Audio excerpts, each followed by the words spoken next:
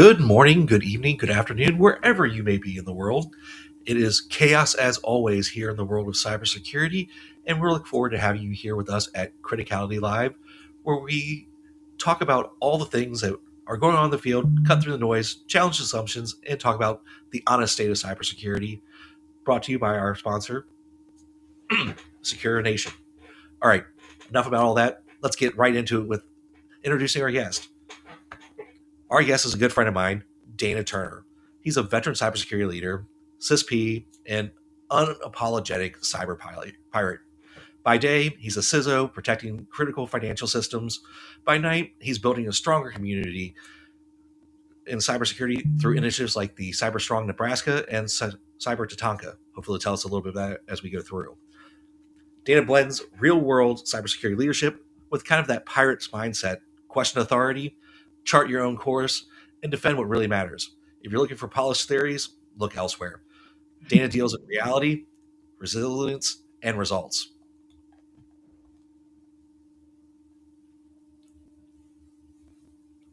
Good morning. Hey, Dana. Hi. Hey, Caitlin. Well, Josh, it actually make me sound somewhat interesting, so thanks for that.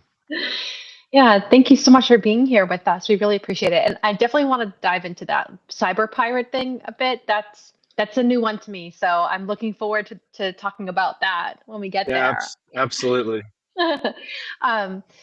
Thanks again for joining us. I find it really interesting that a lot of the folks that we talk to, they wear a lot of hats in this industry. And in your case, you're a CISO or CISO, depending how you want to pronounce it, a community builder, and as Josh mentioned, a cyber pirate. So, before the titles, the frameworks, and the battle scars that we all have, having been in the seat, you're going to have an origin story. So what was the moment when you stopped following your maps and started to draw them? What was that first kind of real cybersecurity moment that got you hooked for good? Oh, wow. So there's probably a couple there. So a little bit of my background is I got started right out of high school doing statistical process control for a small manufacturing company here in Nebraska. Because of the product lines that they had, there was one in particular that was dealing with some fairly sensitive medical information. And at that time, security wasn't a thing. This was back in late 88, early 89. So security wasn't a thing. There weren't a lot of defined controls around what we should be doing with data. And I kind of made a determination that I was going to take on assisting with building out some controls around one of the particular products that this organization had. Fast forward, that after I left that company, went and started doing CD-ROM production. So that was back in the days when CD-ROM drives were actually the size of VCRs. And the joke is that if I have to tell you what a VCR is, then we're going to have some generational issues. And the conversation probably isn't going to go real well. So it's primarily dealing. What's that?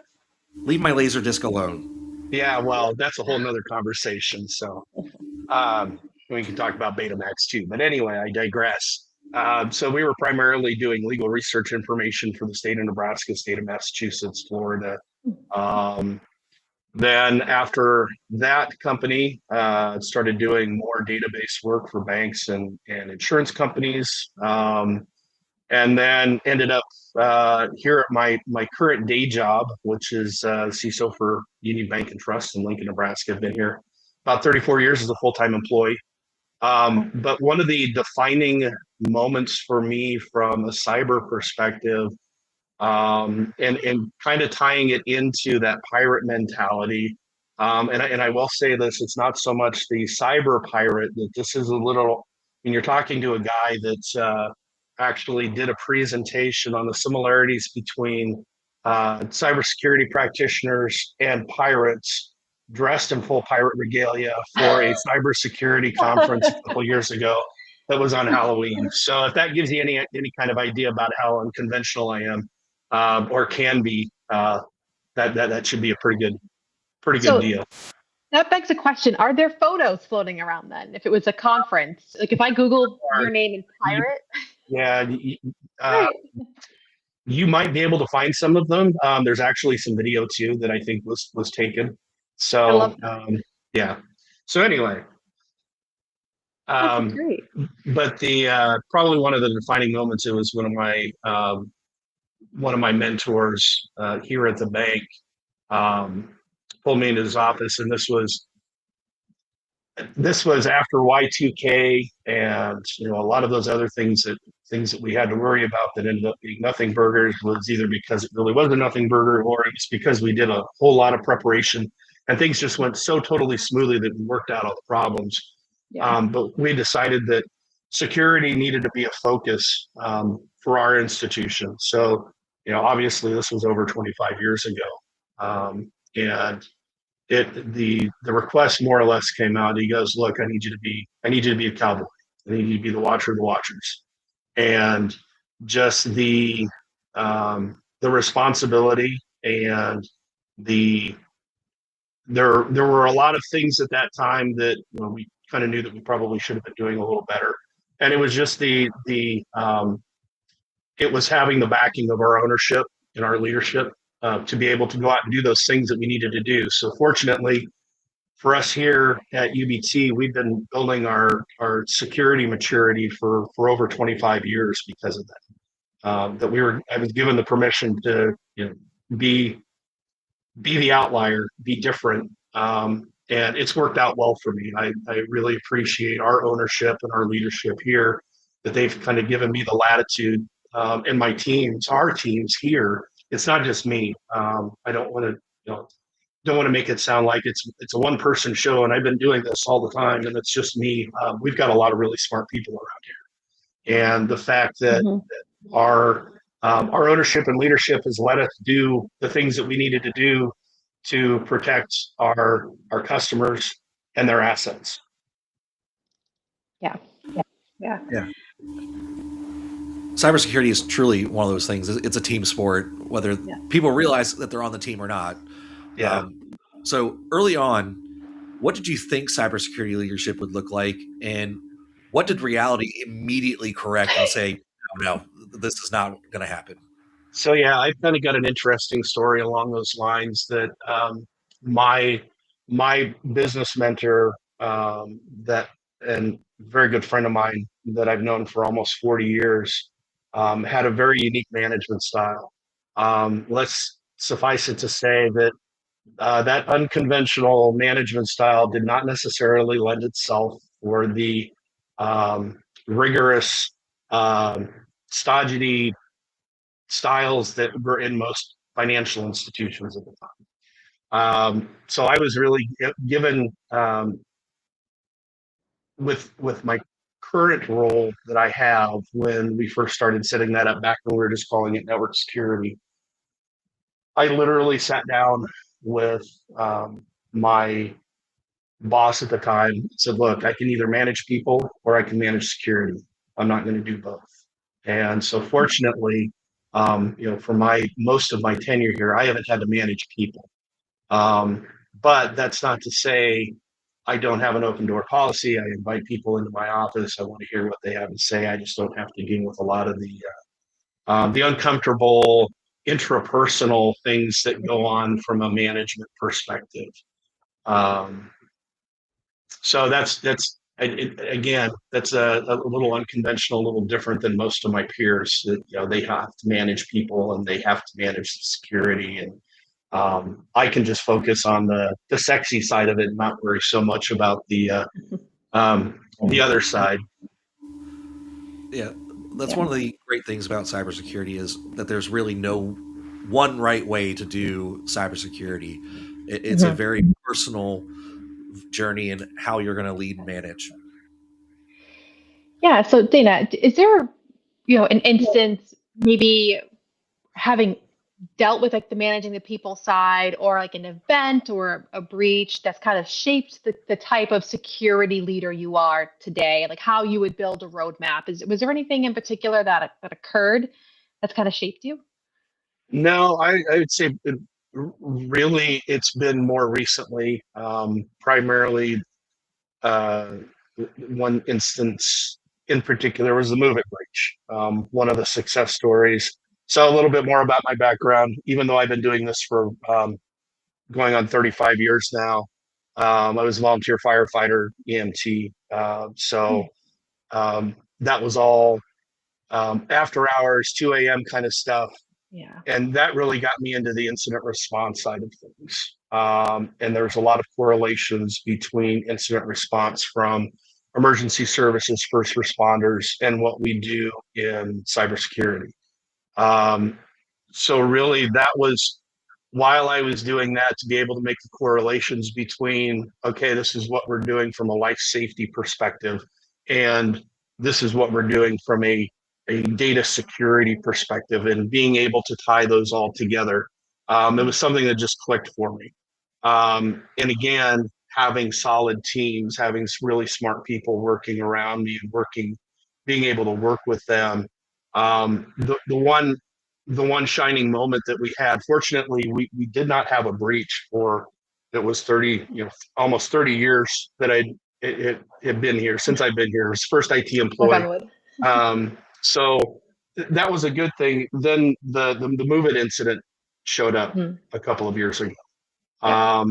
One of the success stories that we're able to share, and I have shared multiple times, is that because of all the training, all the preparation, all the different things that we were doing, practicing those skills that I learned as being a firefighter, being a training officer for the fire service, that practicing really does help. It will set those muscle memory, if you will. And so when Move It happened, we literally, I'll give you the abbreviated version. We had full forensics done in less than 4.5 hours. We're actually able to turn over full package to our cybersecurity, or our cyber insurance team, that they had actually brought in a forensics group.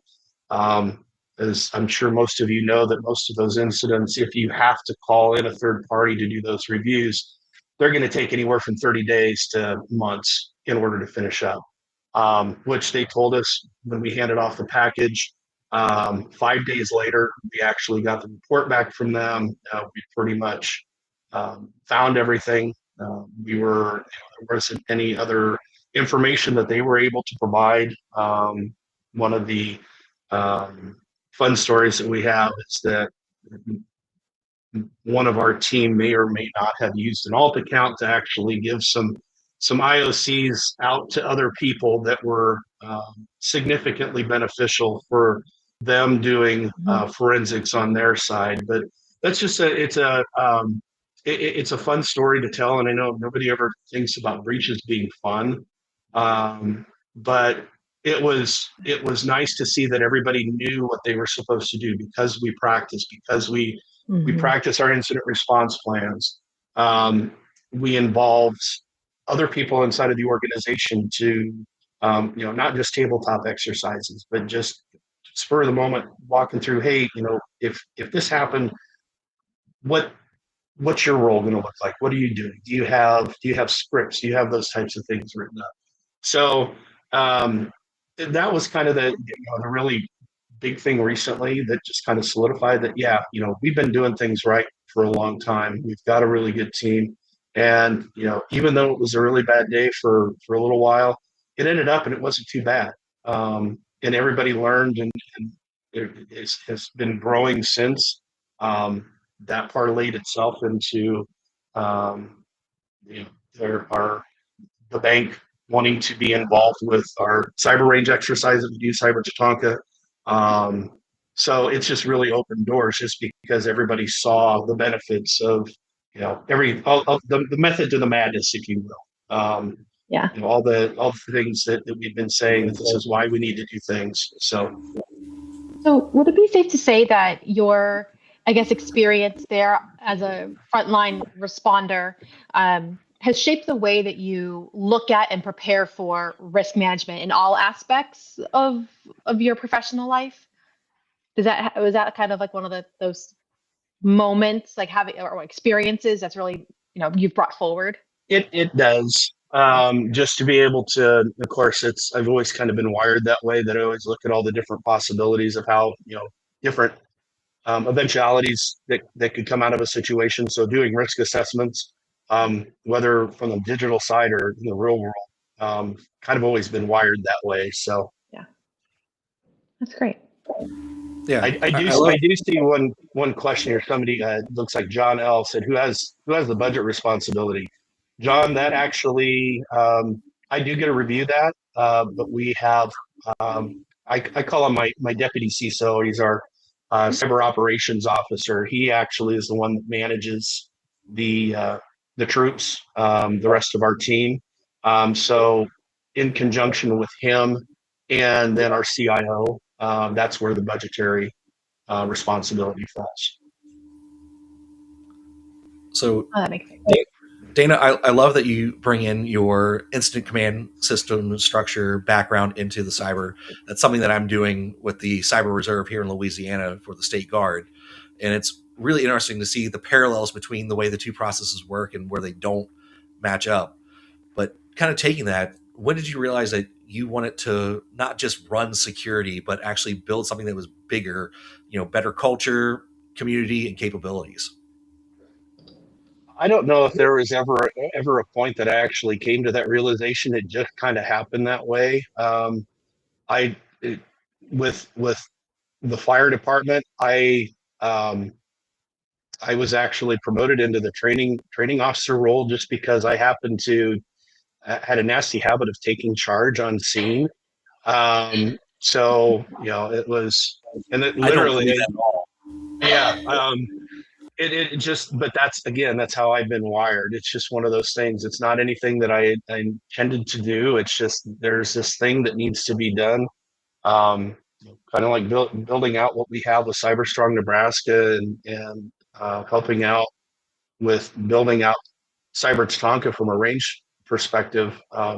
It's my whole thing is that uh, we're stronger together than we are apart, and especially from a cyber perspective. And there's always something that we can be doing from an experience perspective or knowledge transfer that we should always be helping other people out. So my it I do a lot of this stuff, much to the chagrin of my mentor, because he's always coming back to me saying, "Hey, is there a way to monetize this? Can you do this?" And it's like, that's not about, that's not how I am. I mean, I always tell people I'm probably a little slightly altruistic about just wanting to help the community out. And so, not that there has ever really been any defining thing that caused me to do that. That's just the way that I've always been wired. And, I attribute that to my genetics, my dad. So yeah. Wonderful. Yeah, so a lot of times our early experiences shape not only what we know, but how we lead. And, your perspective has probably changed drastically over the time. So a lot of cybersecurity leaders confuse authority with leadership. To you, what's the difference and where do most CISOs get it wrong? Oh, wow. I'm probably going to get myself into trouble with some of my peers. But again,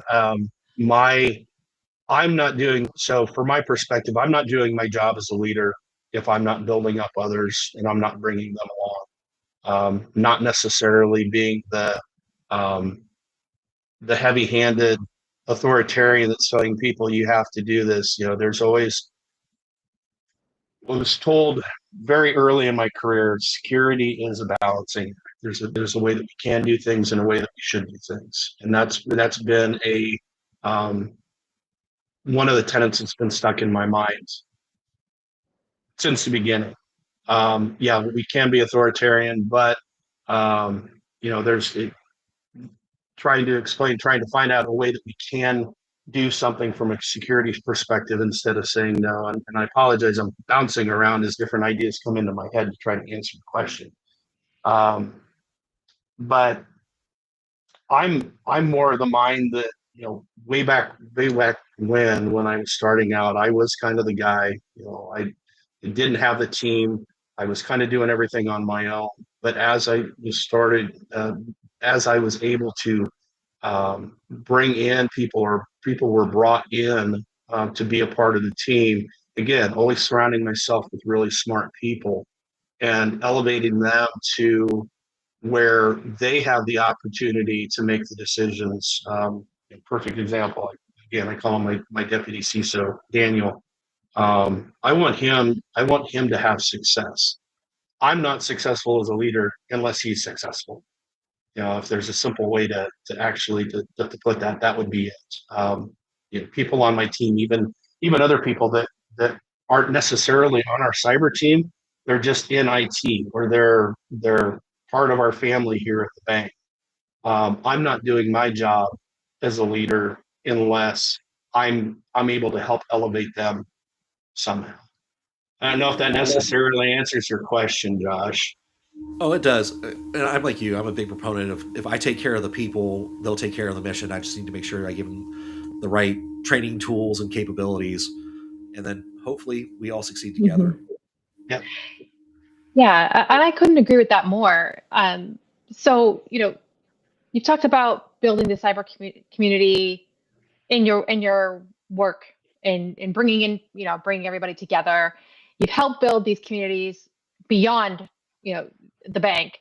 So what I struggle to understand, having been in the CISO seat and coming up, a very community-based function within security, GRC. Do you have an opinion on why community defense is still so undervalued in our industry, and this cross collaboration and collaborating outside is still a bit of a struggle for folks? I have some thoughts around that, and that's one of the things that we're trying to build out additionally around here. I just did a presentation to a local group last night, and that was one of the messages, is that we as organizations need to be willing to share information. Whether that's with law enforcement, one of the ISACs, we're currently we're writing up a policy for it's the beneficial threat intelligence information sharing policy, essentially. But it outlines all those things, goes through traffic light protocol, but really sets it up to be able to make it okay to share the information. I think that's the biggest issue, is that people don't want to share. They think that they have some incident that comes up. They would rather not tell anybody about it, and people have to get past that. Bad things are going to happen. It's not a matter of if, it's a matter of when. And you're going to be better off if you're sharing your experiences with others. And again, that's the kind of the concept of what we're doing with Cyber Tatanka and Cyber Strong Nebraska and some of the other initiatives. But just getting people to realize that it's okay to tell the stories. I don't think we do enough. And there's a lot of, one of the other things that I enjoy talking with others about is CISO self-care, security practitioner self-care. I don't think that we take good enough care of ourselves. And part of that is sharing the stories, passing on the historical things. I always joke with people that because I've been doing this for a fair number of years, I've probably forgotten way more than most of our newer employees around here will ever learn. So that's a perfect illustration of that. If I don't share the stories and I don't share and I'm not willing to share with other organizations what we're seeing and tell those stories, people aren't going to learn. We're not going to have that collective knowledge and make us safer and stronger as a result. Yeah, and I couldn't agree with that more. And I feel like I keep saying that over and over again. But before I even became a CISO, Log4j hit, and we had just built a SOC, and our SOC team was relatively new. And I picked up the phone and I called my friend who was the senior director of a SOC that had been established for a really long time. We all got in a call and we were sharing IOCs and intel, and it's probably one of my most favorite memories that I have. One, because it's with a friend who helped out, but it was just showing how we're all in the fight together, and we're not going to be able to go anywhere without this community building and sharing of intel. So it resonates with me. The message that you're saying is essentially what I want to say. Yeah, I love that you brought up ISACs. I can't count the number of times I've seen, one organization that got breached share that information with their ISAC and saved dozens of other organizations from getting breached. Yeah. And as a member of an ISAC, you hope that the person who gets breached shares with you so you don't get breached, but you also have to be the person that if you get breached, share with your family, because we're all better together. Kind of going down kind of that line of building trust, how do you balance being the person that has to say no while also being a leader in the business that they actually trust when you say no? Oh, wow. That depends. So again, I mean, it's one of those things that being here in the organization for as long as I have been, I'm getting to be one of the longer tenured employees. So I think there's, in a lot of cases, I just get paid deference because there's the old guy that's in the dark office that then they just do what I say just to do what I say. But it's about building relationships with people. Because if you don't have the relationships matter. I can use lots of cliches, but it really is true. I mean, actually having somewhat of a personal relationship, having conversations with other individuals so they understand your perspective. That doesn't happen a lot anymore. We don't. I said that we don't share a lot of stories. We don't have personal relationships with individuals in our organizations. For other CISOs, if they're coming into an organization and they've only been there for a couple of weeks, it's hard to actually build up those relationships. We have board members that I remember when they were employees here at the bank. Our president is. I remember when he was a small child working in the maintenance department. So that it's a little different. That's why I'm kind of an outlier, because I've had the opportunity to build a lot of those relationships with people that are in leadership roles. Have the C in their title here in our organization, and then we have affiliate organizations that since we're family owned. There's other family members that have been around for years, and I know those individuals. So it's easier for me because there's been this respect level, this trust level that I've earned over a lot of years, and I know with a lot of our peers, they don't have the opportunity to do that. They have to go into a new job and do it pretty quick, and it's tough to do that. And I know I probably totally skirted answering your question exactly, but it's a lot of these are unfair questions, Josh, because I've been here. I'm an outlier. I'm a unicorn working for a unicorn company, and so I'm pretty lucky. That's why I'm asking you them, because you are an outlier. No, but I think it's fair, like what you're saying. So let's say you were advising a first-time CISO who maybe is, in the banking community. What's the one mistake that would sink them faster than any technical failure based on what you learned? What would you advise them to maybe avoid doing or stop doing? Immediately saying no. It took me a while to learn that, it was easy for me to say no. And if I said no, things wouldn't get done. But through the years, I've come to realize that, and different people put it different ways. Instead of being the Department of No, NO, we need to be the Department of KNO. Or, there's different iterations. Department of No Problem. That's mine. Yes. No problem.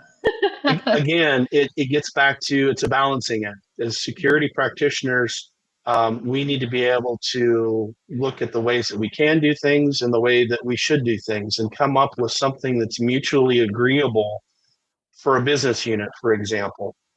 Because if they're not out, if the business unit isn't out there making money, then the organization doesn't succeed. So we have to be able to find ways to relate to them. Again, it's all about relationships, being able to have frank conversations with them. But the biggest thing is just to tell people to stop saying no right away. Be somebody that's coming up with a solution, be a problem solver. But I think a lot of that gets into a whole nother conversation of what kind of CISO are you? Are you a technical CISO? Are you somebody that's come up through the ranks? You've done all the jobs? You know everything from a technical perspective inside and out? Or are you coming from, I don't want to pick on my friends in project management, but you've come from a PMO background. That's a little different. And so, so a lot of it depends on the type of CISO you are, but it's ultimately stop saying no to things, have a better understanding, get to know the people, get to know their business, and try to come up with a common ground to help them get done what they need to do and get them to understand why it is that they can't do certain things when it comes to data. Yeah, I'm a big proponent that cybersecurity should be the department of yes if, not just no. Yeah. When we talk about leadership kind of sets a direction, but in cybersecurity, credibility is really earned in the trenches, getting in and doing things. Our strategies get developed, but they can fail faster than we built them if the technological realities don't exist. So let's get more to the technical side and how you think about defense, risk, and where security programs fall apart. So most cybersecurity programs claim that they're risk-based. In practice, what are some non-obvious signals that you can get that you personally watch for that tells you risk is increasing, even though the pretty dashboards we present to the board all have green indicators? Oh man. So this is, I'm going to go off on a slightly different tangent. So this is something that we're working on. I'm sure you both are fairly familiar with the concept of CTEM, or continuous threat exposure management. Mm-hmm. We are going through some growing pains here. So we have a new chief risk officer, and he's doing a fabulous job of trying to outline some basic KRIs for different business units and specifically IT. We're going through trying to get him to understand that it's a lot of decisions that we need to be making can't be made off of just a number or a dashboard. There's a lot of intangible things that go on. So getting back to CTEM, we're actually working on we're calling it CTEM on steroids.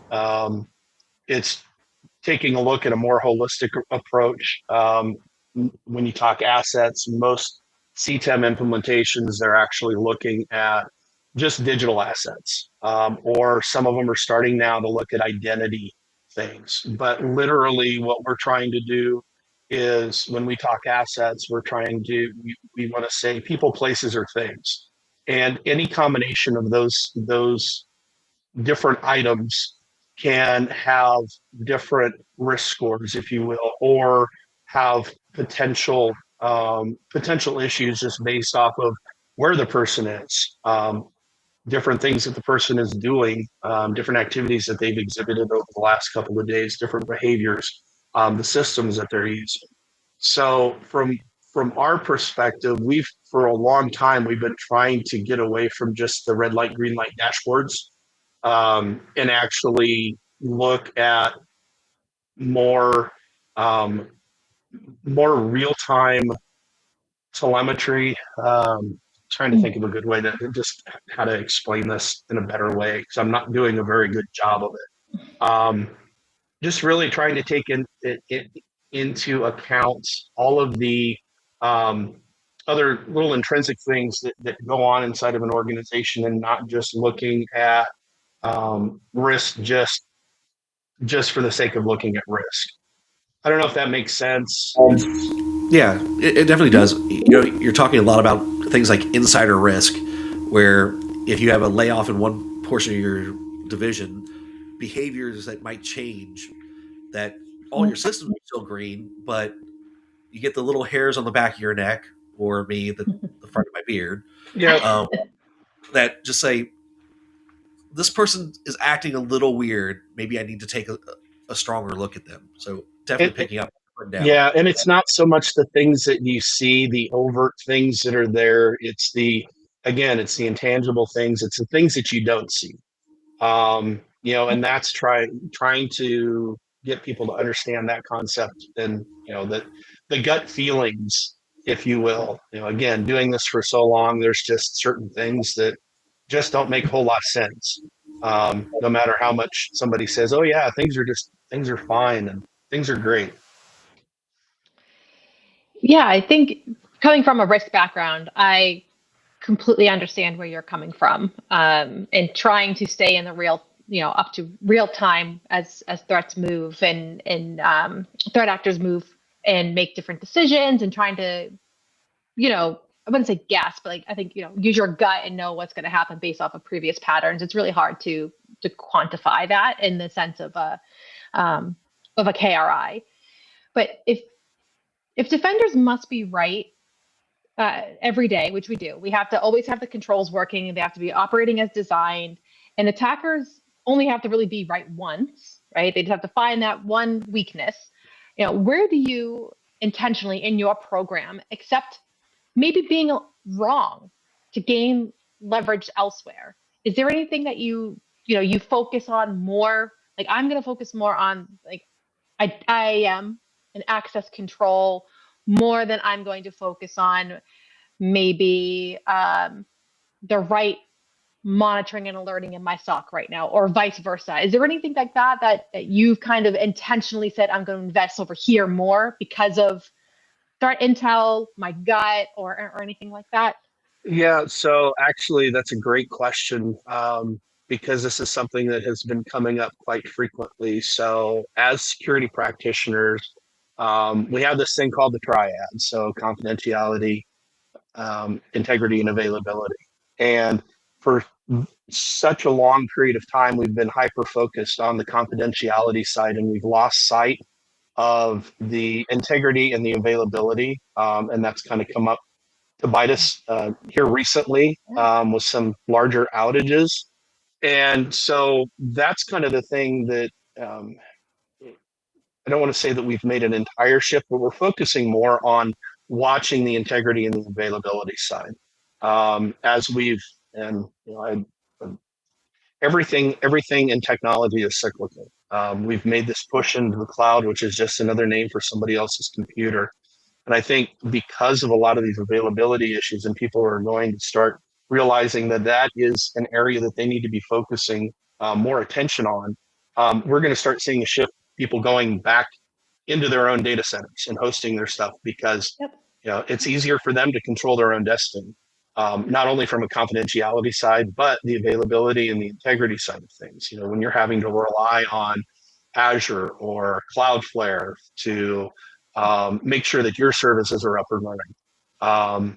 That's kind of difficult, because you've given up control of the things that are important to keep your business running to somebody else. And so for us, that's an area that we're starting to look at, and so we're developing some of those red light, green light systems, just so that we know, like from a service perspective, and our customers know, what we have. And I know there's a lot of organizations that have that, but we're a little Hooterville bank and in the middle of flyover country, and that's kind of been a foreign concept. But really trying to focus more on the availability side, and because that is hugely important. Again, we've got to be able to make sure that our business units are actually able to do business.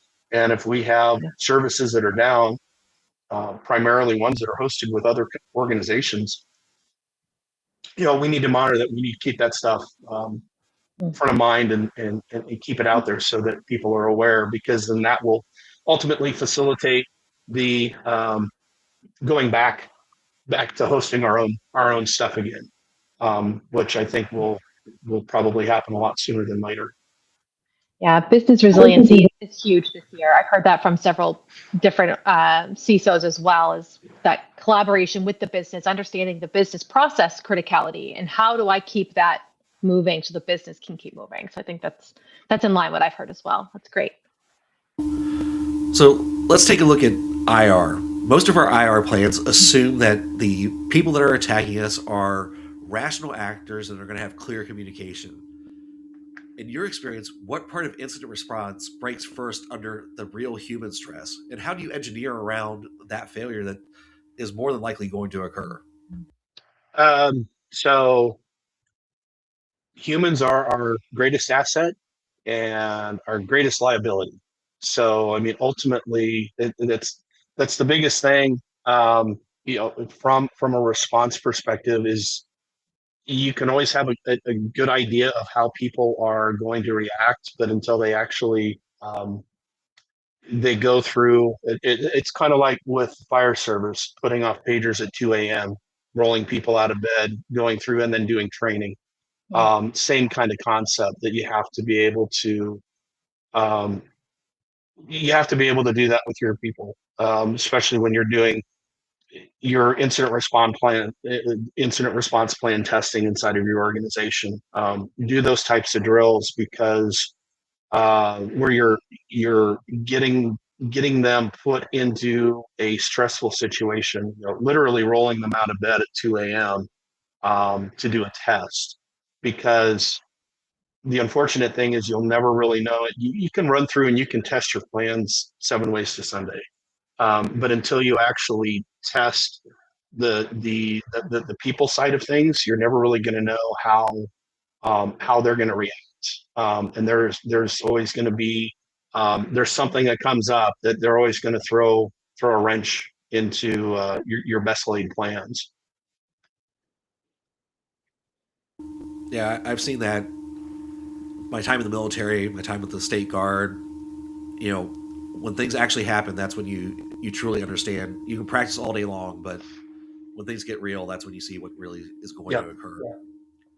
And we always hear about burnout in the SOC as well, and what happens in an incident when someone becomes so stressed and tired, they start to miss things, and then you have erroneous errors as well. So I think it's important to pay attention to those incident response teams and the individual as well. Yeah, but that gets back into the whole concept of self-care. It's not just the leaders that have to worry about it. You've got to take care of your teams. People are people. Again, getting back to relationships matter.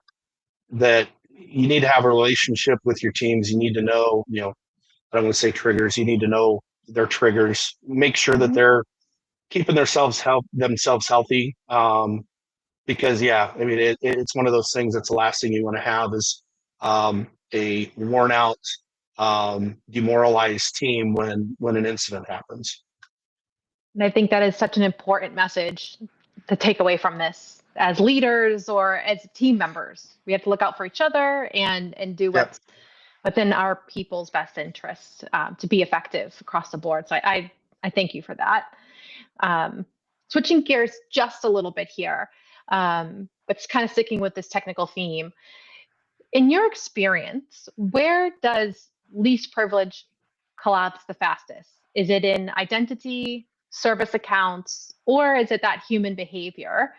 And I feel like, and maybe you don't or you do, but I feel like it's really addressed honestly. And do you have any insight into why that may be?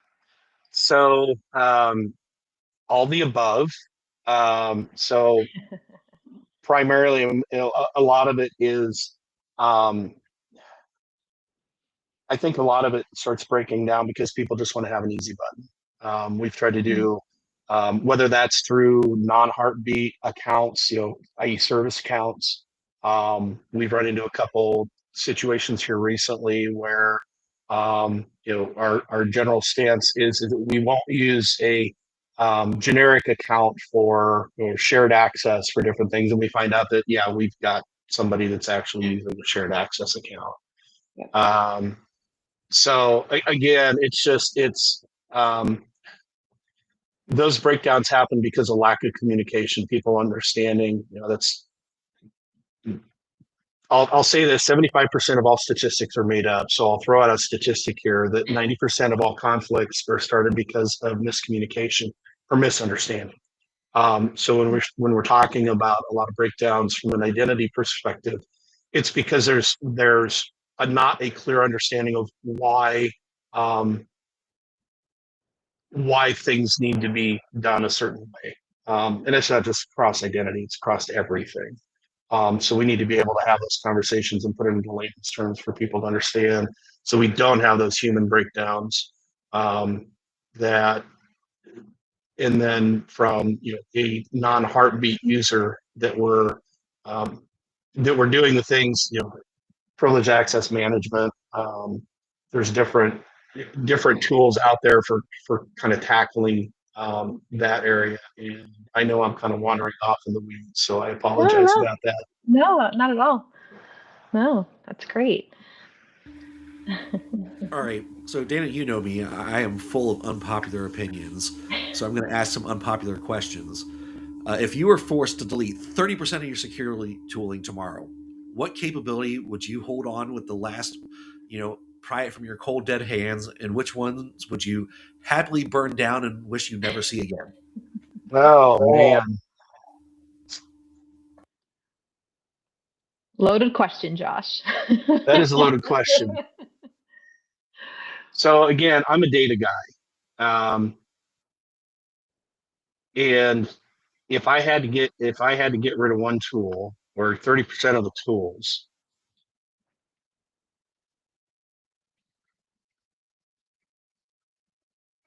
I'm probably going to get some flack for this one, but I would and it depends on the day, but I almost want to say SIM, because as long as I've still got the data, I can come up with some pretty creative ways to do correlation, and that's the one thing that I want to keep. I want to keep 100% of my logs, to be able to have access to those, because I can pretty much come up with a way to engineer how to do the correlation, and don't need the big behemoth thing that's actually doing all that for me. But in reality, I'm never going to get rid of the SIM.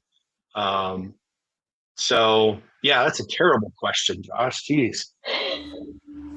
I'm trying to make you think. You really ponder the possibilities of what could you live without. Yeah, I don't know. We've got a lot of tools, and we've got a lot of toys in our toy box, and I don't know if I necessarily want to live without any of them, because they all serve a purpose. And I wouldn't want to get rid of microseg, because our microseg solution has deception technologies built into it they're just really fun, especially when we have red team engagements, and they come in and they hyperfixate on stuff that's not actually there, and then it ends up in reports. Yeah, I don't know. I don't think we have that much time for me to sit here and actually put a whole lot of thought and try to come up with a pretty articulate answer. So I'll just say pass. All right. I guess that's fair. I think for me, it'd be going out and buying an extra EDR tool. If I had to cut budget, I had to cut things, I would just use the out of the box EDR tool that's on the machine that comes from Microsoft. And, well, but see, we're an E5 shop, so we're already doing that. So, yeah. At least it wasn't a tool that popped into your head and immediately you said you were going to cut it, because then someone's listening and your CFO turns around and says, great, we're going to save that budget and take it away from you. Yeah. So, that's good. Well, that's why I made the comment about the SIM, because there's I can do a lot as long as I got the data. Yeah, absolutely. So we're starting to kind of get to the end here, and we always end Criticality Live with a set of core questions and the ones that, give our audience those practical, take it with you insights that they can use right away.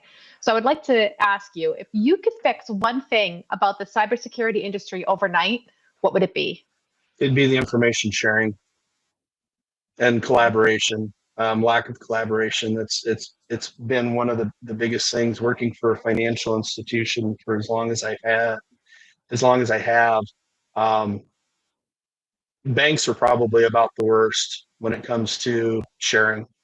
And I think as a collective, we need to do a better job of it. Whether that's through ISACs, and I know the ISACs are kind of not growing. They're disappearing. MS-ISAC's pretty much gone. FS-ISAC's going through some growing pains. So we need to come up with better alternatives. So again, that's why through CyberStrong Nebraska and CyberChanka that we're trying to do some of those collaboration initiatives, so that you've got connections, you've got people, you've built up trust with other organizations, so you can do sharing. So yeah, we need to do a better job of sharing information. So let's kind of flip to the other side of that. What's a practice, technical, culture, or both, that you wish organizations would just stop doing immediately? Requiring certifications for security jobs. I mean, that's probably my biggest hang up. I've got a story sometime, Josh, I'll share it with you, about how I got my MCSE. It was pretty much done on a bet and a dare. But I think there's too much emphasis that's actually put on the requirement for those certifications for good people to get into these jobs. We need to look at compensating skills instead of certifications. People that are good problem solvers or have good analytical skills, that are doing, they're in accounting or they're auditors. They would probably make a really darn good analyst. So yeah. Like, I feel like you just read the first chapter of my book. Well, I did actually read your book, but so that's the whole thing. I try to be I'm a little hypersensitive about that, because I don't want to sound like a sycophant and say, yes, Josh is correct about everything. So Yeah, it does definitely go don't to do his head that. sometimes. My head's yeah, big no, enough. I won't do that. No, I agree with that too, because I presented on it at Blue Team Con a couple of years ago about the complementary skill sets. And the example Yeah. I used was a bus driver, an inner city bus driver who joined an incident response team because he knew how to stay calm in some really sticky situations and knew how to write reports and just did a really great job and did not have any experience in security prior and no certification. So I think that. Yeah, one of our best analysts that we've had here, and Sean's actually gone on to be, he's the security manager for an educational services unit here in Nebraska. But he was a welder by trade, and he decided that he was going to get into security. He didn't have the certifications, but he had those skills. You could just tell. He's smart. Again, surrounding yourself with smart people. He was a smart dude. He's a smart dude still, but he didn't need to have a certification. You could just tell that, when we started, especially when we start talking about covert entry and doing lock picking, and he just had a certain way that he thought. And I think, again, we just need to do a better job as organizations, finding those people and not focus on requiring a piece of paper for them to be doing a specific job. Yep. I think that's great. So for our listeners who want to follow your work or reach out to you, what's the best way to connect with you? It's going to be on Boomer Facebook or LinkedIn. Call it Boomer Facebook because it's kind of turning into Boomer Facebook anymore, but that's going to be the best thing. So if you look up on LinkedIn, N0HXR, that's my ham radio operator's call sign. And that's, I try to post as much stuff there. Or you can check out cybertatanka.org or csneb.org.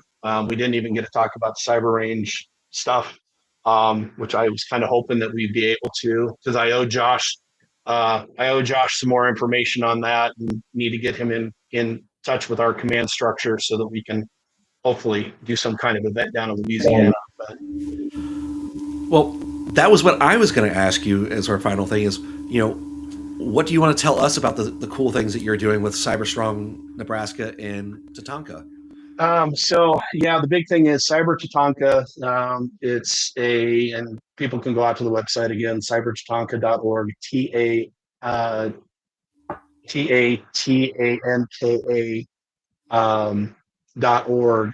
But it's the premier cyber range exercise that we're running here in Nebraska. Our intention is, my personal goal is I want to actually set it up to have similar events in all 50 states. But we provide a week of training and then a week of live fire range, different vignettes each day, each increasing with complexity. We've been doing this for 4 years. 2026 will be our 5th year. Just kind of give you some impacts of what we've been able to do. So we've had over 650 professionals that have been directly trained. So it's military, civilian, academic, and government personnel. So again, the event is designed around building partnerships, building relationships. And that information sharing. There's some really cool stories that we have, like between our bank and one of our local electric companies working together on different things. And again, just the information sharing that's done for people, all the different organizations that are involved. But we've done 250 plus military personnel that have been trained over the 4 years, 40 plus international allied military personnel that have been trained. So this isn't just a Nebraska thing or the United States thing. We actually have international partners that come in. Hopefully this year, it sounds like Jordan is going to be a new country that's coming in. We've had talks of Mongolia possibly. That's cool. So just in the terms of Nebraskans, 2 million plus Nebraskans protected because of our training. 62 million Americans across 8 states are being served by the people that we've trained. And then this is kind of the really cool one from an international perspective. If you look at the people that are represented by the countries who've participated in Tatanka over the 4 years, it's right under 500 million. So 499.5 million people that are represented from the training that we've done, which is pretty cool for, I'll use the words of our executive director. He goes, it's pretty impressive for a flyover state, which it is. A lot of people don't think of the state of Nebraska as kind of being a leader in anything cyber, but because of Tatanka, we're pretty proud of it. And again, just the relationships that we've built because of it, not just here locally, but again, internationally. It's been a fun thing, and we hope to continue to keep it growing for a lot more years. I think that's great. If you ever need anyone in Massachusetts to help out, you let me know. I'm here, Yep. ready to help. All right, so that's a wrap on this episode of Criticality Live. Huge thanks to our guest, Dana Turner, and an even bigger thanks to all of you for hanging out with us and being a part of this growing community of leaders who are done with the buzzwords and ready for real conversations. If you got value out of today's episode, hit that follow button, share it with someone who needs to hear it, and drop us a review here on LinkedIn, Spotify, or the on-demand YouTube channel. It helps us more than you know. And of course, a huge shout out to our sponsor, Secure Nation, for powering this conversation. They're helping organizations defend smarter, respond faster, and make cybersecurity something that actually works. So go check them out. And this has been Criticality Live, where we cut through the noise and get to what really matters. See you next week. Thank you. Bye. Bye, everyone.